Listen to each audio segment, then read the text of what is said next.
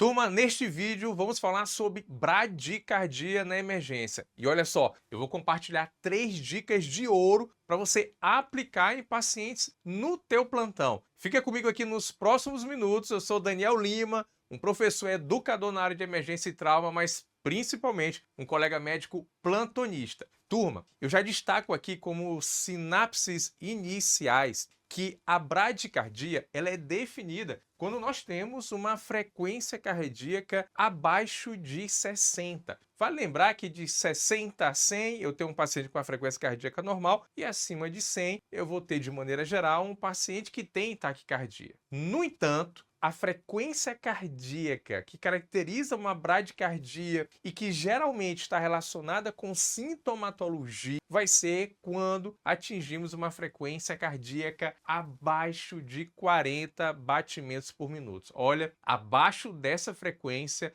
bem provavelmente temos ali um paciente com sintomas relacionados com essa bradicardia. E a bradicardia é uma apresentação cardiológica clínica que deve ser reconhecida no departamento de emergência. Bem provavelmente você já atendeu, seja no pré-hospitalar, em uma UPA pré-hospitalar fixo ou no departamento de emergência, pacientes com bradicardia. E é muito importante você saber conduzir estes casos. O objetivo deste vídeo, eu vou compartilhar contigo e vamos descobrir juntos 3 dicas de ouro no atendimento de pacientes com bradicardia na emergência. A última que eu vou compartilhar é uma dúvida muito comum de muitos médicos no atendimento do dia a dia da emergência para esses casos aqui de bradiarritmia. Fica comigo aqui e vamos lá. Turma, olha só, a primeira dica que eu compartilho é justamente quando tratar. Daniel, quando que eu vou fazer alguma abordagem? Daniel, quando que eu vou fazer, então, alguma conduta nesse paciente? Considerando aqui que, neste caso, a bradicardia desse paciente é o que está motivando ali aquela apresentação clínica. É muito importante você entender isso de maneira definitiva.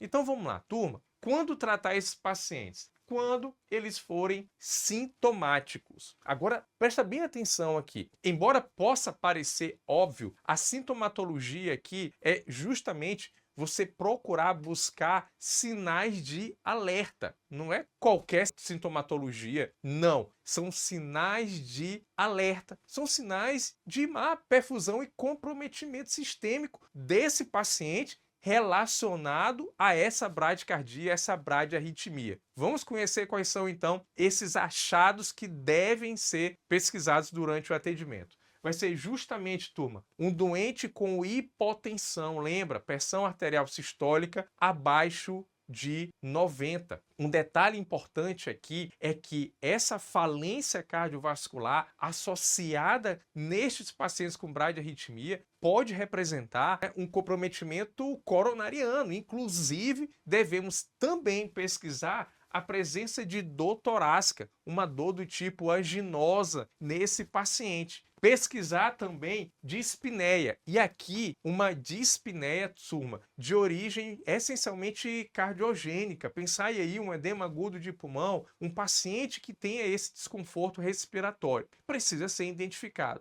Basta identificar um desses pontos, dessas características, para você, então, considerar que é um doente com sintomatologia relacionado com a bradicardia e aqui com sinais de comprometimento. Assim como também alteração do nível de consciência. Paciente com rebaixamento do nível de consciência, um quadro súbito associado com isso. Vale lembrar que a principal causa de bradicardia nesse paciente, nos pacientes na emergência, vai ser hipóxia. Mas assim também temos uma relação bem frequente com o uso de medicações. Imagina só um paciente idoso, polifarmácia, com uso de várias medicações, inclusive um beta-bloqueador, toma uma medicação com a dose errada e isso pode provocar, então, uma arritmia. Esse é o primeiro ponto, essa primeira dica que eu destaco e compartilho aqui para você sair desse vídeo e já aplicar no teu plantão. O segundo ponto que eu destaco, turma, vai ser no paciente intubado. Olha só, muita atenção para isso aqui. É vocês ter um doente que está entubado e esse paciente ele cursar com bradicardia. Turma,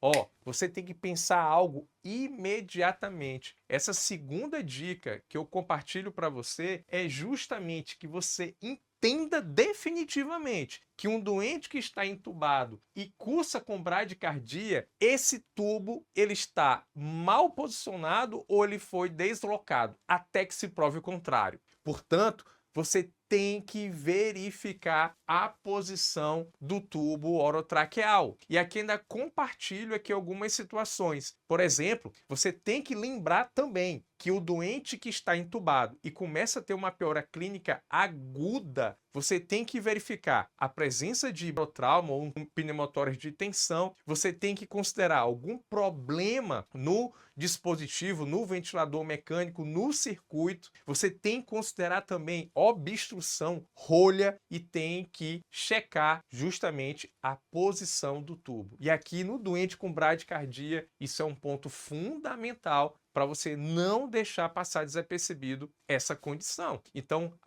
essa segunda dica, algo completamente aplicável para a tua prática. E antes de ir para a terceira dica, que muitos colegas médicos têm dúvida na condução, eu quero te fazer um convite, você, colega médico, que já dá muito plantão na emergência e que precisa se atualizar, ou até mesmo um novo colega aí dando seus primeiros plantões, precisa construir mais segurança, ter acesso a quem vive isso no dia a dia com especialistas, e aí eu te convido a ser um assinante da plataforma Elite e Emergência. Lá eu estarei com a doutora Bruna, doutor Rodrigo, médicos emergencistas e especialistas que vivem no dia a dia da emergência. É por isso que eu digo que é do nosso plantão para o seu plantão. O link está aqui no descritivo desse vídeo. Vá lá, faça sua assinatura e tenha acesso a conteúdos exclusivos com uma didática única que você pode acessar do teu próprio plantão pelo celular. Turma, então vamos lá. A terceira grande dica que eu compartilho contigo é nos bloqueios de alto grau. Lembra? Bloqueio atrioventricular, eles podem sim levar o doente a uma arritmia, a uma bradicardia. Agora,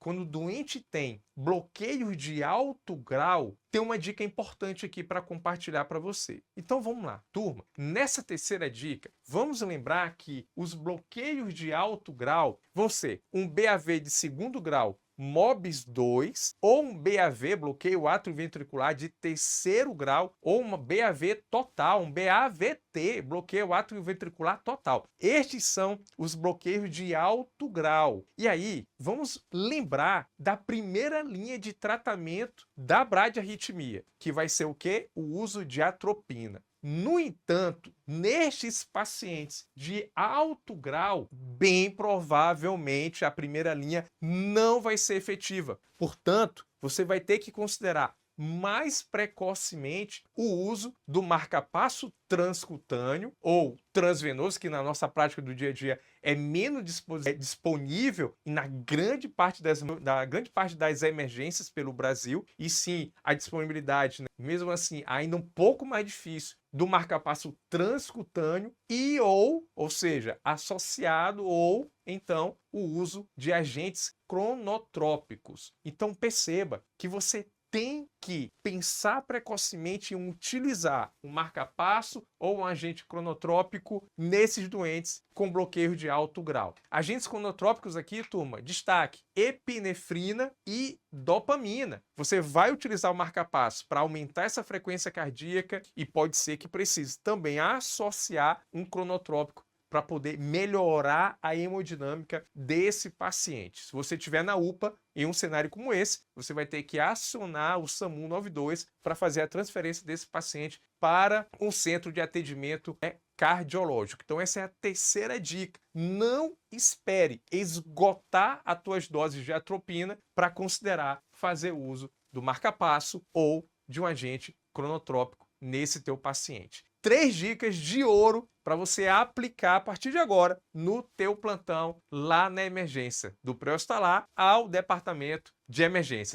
Se você gostou desse vídeo, clica no joinha e eu te convido a compartilhar esse vídeo para colegas médicos, acadêmicos de medicina, e assim você está validando e nos apoiando nessa iniciativa gratuita aqui no canal de compartilhar conteúdos educacionais médicos na área de emergência e trauma. Se você não se inscreveu no canal, corre, se inscreve bem rapidinho e é gratuito. E o convite sempre, você já sabe, é o Bora Salvar. Até a próxima. Tchau, tchau.